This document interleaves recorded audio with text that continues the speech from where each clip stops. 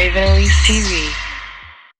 Hey guys, what's up? It's Raven and I'm here with a new video. This is just kind of a chit chat video with you guys. Just wanted to kind of chill out and talk to you guys, start a conversation. Maxwell's in the building, my cat. Disclaimer, any of the YouTubers that I mentioned in this video, no hate. I might say something that sounds a little bit negative towards you, but I'm just voicing my opinion. I'm just trying to, put some information out there. Definitely no hate. I totally and fully respect all these YouTubers that I'm about to mention, and I look up to them. So hopefully this is not taken the wrong way, because I definitely really look up to everyone that I'm about to mention. So today's topic is popularity on YouTube. I brought this up on Twitter and Instagram the other day, and it started a pretty interesting conversation within the comments and the stuff that you guys were telling me. So I thought it would be cool to make a video about it and just kind of share my opinions on the matter. So here's the thing. A lot of people want to be really popular YouTubers. All of a sudden, it's the newest trend. Everybody wants to have a YouTube channel, but they don't only want to have a YouTube channel, they want to have a successful, popular, famous YouTube channel. And I don't blame them. I mean, if you're gonna do something, why not do it big? But now it's becoming more and more of a competition, and there's business involved, and there's money involved, and everyone is just fighting for the same popularity. Back when I started YouTube, and you'll hear a lot of veteran YouTubers say this,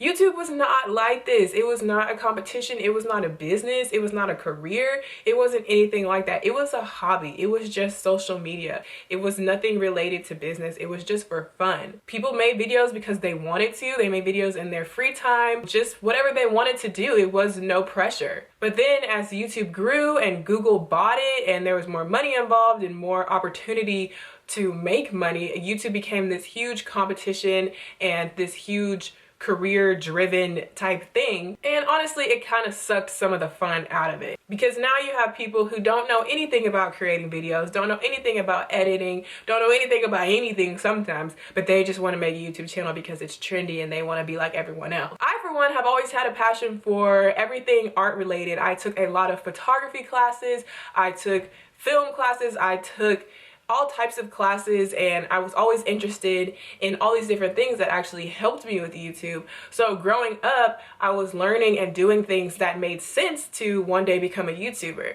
I've always been interested in fashion, beauty, hair, makeup, and like I said, the behind the scenes stuff in terms of working with cameras, lighting, film editing, and stuff like that. So you put all that stuff together, it just makes sense for me to be a YouTuber, and it makes sense that I would be successful at it and turn it into a career. But now you have these younger girls who really don't know much about any of those topics, and they're still trying to be a successful YouTuber, and it just doesn't work that way. So in order for them to get their success, they're just piggybacking off of other YouTubers that are already successful and kind of just copying them. And here's where it gets a little bit, You have your YouTubers like Bethany Mota and Michelle Phan and who else? Dulce Candy, who were kind of the pioneers of the beauty community. They were some of the first people to make it big.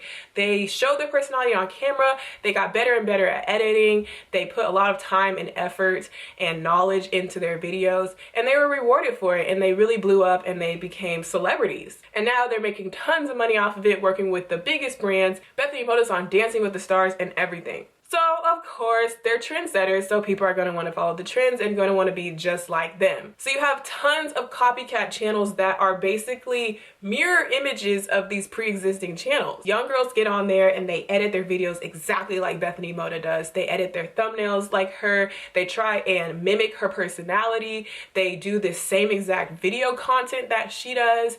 They do everything the same. And it kind of makes sense because they see that she's popular and they want to be popular, so why not just do the same things she does? But then it gets a little out of hand, because at one point you're going on YouTube and you're searching for a video and 50 of the same exact person come up. It seems like I can't even tell certain YouTubers apart because they look the same, they talk the same, they act the same, they do everything the same, and it's like, but who really are you? A lot of times when I watch certain videos, I get the feeling that they're putting on a show for the camera and they're almost acting like an actress and putting so much effort into it that they're not really being themselves on camera, and they're not really pulling from their own knowledge when they're talking about certain things in their videos. And I don't blame these people who copy other YouTubers, because like I said, it's a lot of pressure to compete. You see somebody who has 1 million, 2 million, 5 million subscribers, and you feel like you have to do those same things that they do in order to ever see that type of success. So I mean, I guess that's one way to do it, but where's the fun in that? But then you have the opposite side of the spectrum where people are really just trying to be themselves, but they're struggling with being successful on YouTube because they are being themselves. And it almost seems like if you're too unique or you're too different or you're too yourself, then nobody will watch you. People might feel like their personality is not as bubbly as Bethany Mota, or their videos are not as colorful as Andrea's Choice, or they don't have the awesome studio setup that Michelle Phan has, so they just feel like they're never gonna make it. And I think that's really sad because I think the whole point of YouTube is to spread personal creativity. This is your platform to do whatever you want to do. So let's say you're someone who is a little bit more different than these typical beauty YouTubers and you feel like you don't fit in. Then you can add on the fact that you might be a minority.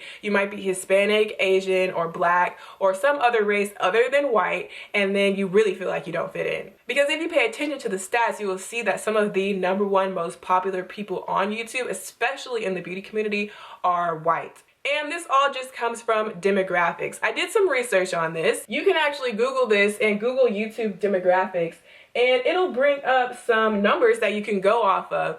Basically, what I learned is that the #1 type of person who is using YouTube is going to be probably a white teenager. And there's actually a good mix between boys and girls that both use YouTube. It's kind of half and half because of course the boys watch the gaming videos and the comedy videos, and there's all types of videos for guys on YouTube, but there's also a huge beauty community, so a ton of girls watch YouTube as well.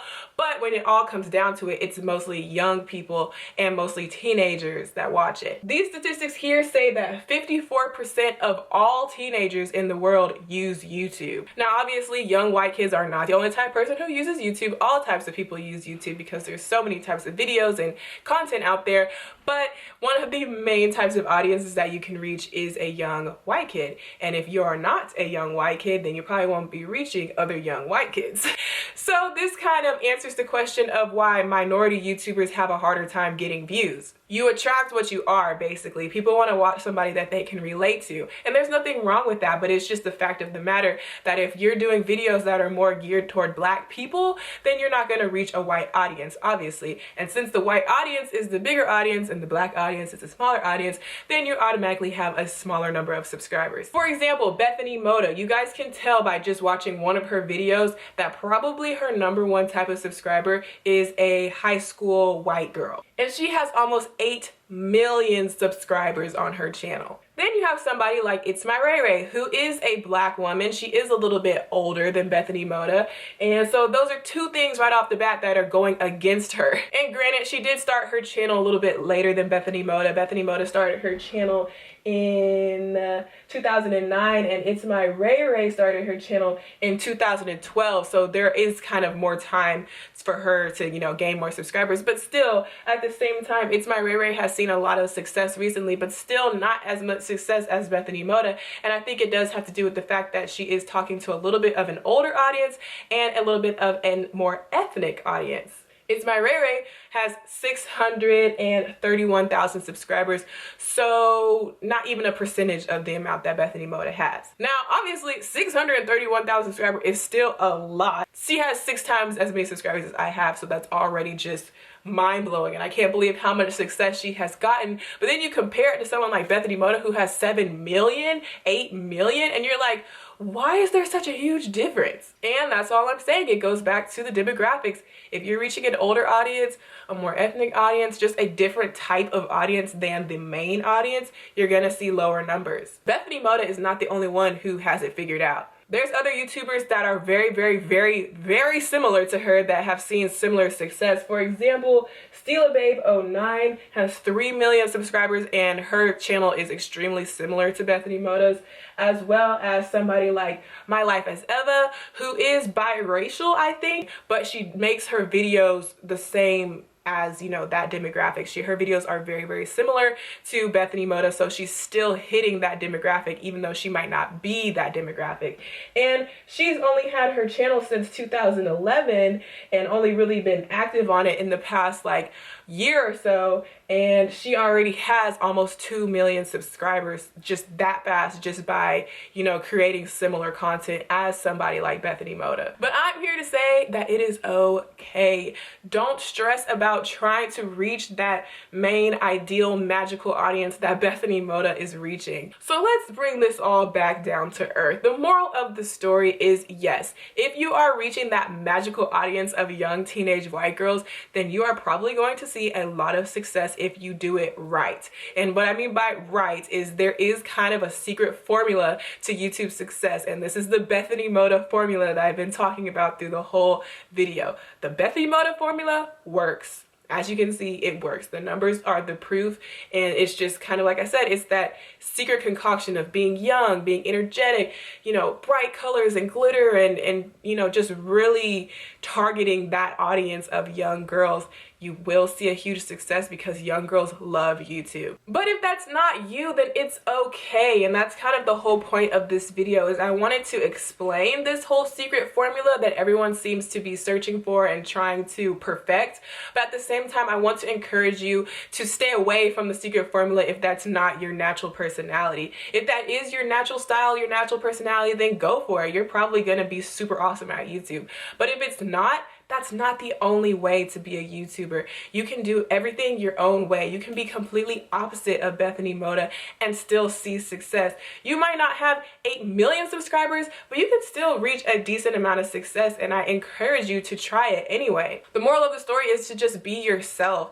It's not going to be genuine through the camera if you're forcing a different type of style that's not actually your own style. If you like things that are more edgy, more ethnic, more towards an older audience, just go for it. And this is something that I personally struggled with, so I'm speaking from experience that sometimes I feel like I want to change myself and kind of act a little bit different than what my true personality is, just because it might give me more success. You know, I kind of want to tap more into that whole Bethany Mota formula, even though that's not my personality. I just want to try it because it's so much pressure to, you know, get my numbers up and get more subscribers. And sometimes I feel like I'm falling into the pressure, but I have to stop myself and realize, you know what? That's not me. That's not my style. I have to do my own thing and be okay with the success that I get from that. Even if it's not 8 million subscribers, I'll be happy with 1 million knowing that I did it by being myself. So if you're struggling with this whole thing of feeling like you don't fit in with the beauty community,